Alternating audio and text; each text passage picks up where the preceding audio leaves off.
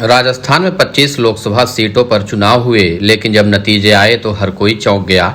इन नतीजों में 5 सीटों पर कांग्रेस के विधायक सांसद का चुनाव जीते। अब इन 5 सीटों पर उपचुनाव की तैयारी शुरू हो चुकी है।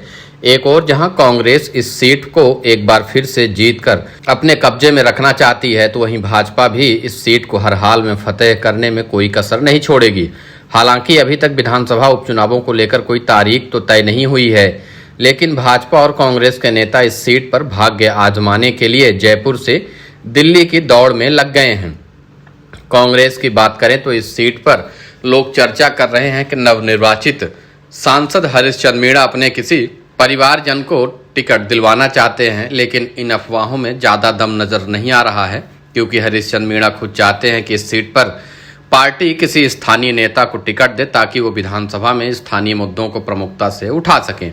इधर कांग्रेस के राष्ट्रीय महासचिव और टोंक विधायक सचिन पायलट भी लोकसभा चुनावों में राजस्थान से लेकर सभी राज्यों में मिली जीत से उत्साहित हैं, लेकिन वो खुद भी चाहते हैं कि किसी युवा को टिकट देकर चुनावी मैदान में उतारा जाए।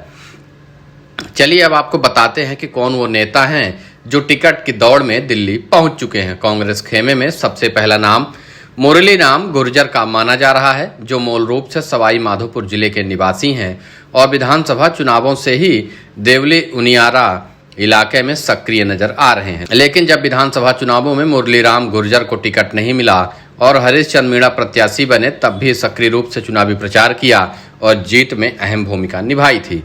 उधर लोकसभा चुनाव के दौरान भी मुरली राम खासे सक्रिय नजर आए।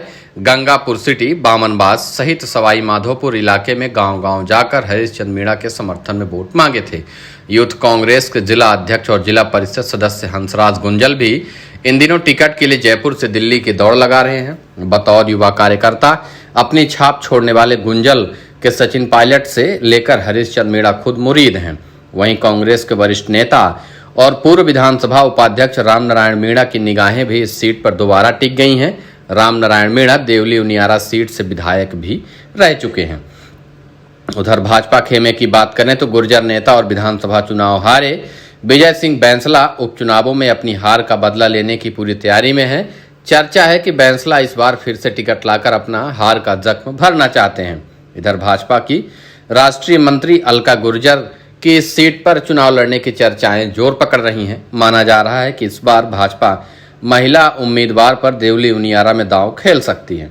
30 जून को सचिन पायलट के गढ़ टोंक में मुख्यमंत्री भजनलाल शर्मा किसानों की सम्मान निधि को लेकर प्रदेश स्तरीय समारोह में शिरकत करने वाले हैं। चर्चा है कि भाजपा इस कार्यक्रम के माध्यम से जनता का मन टटोल सकती है, साथ ही प्रत्याशियों का दमखम भी भांप सकती है।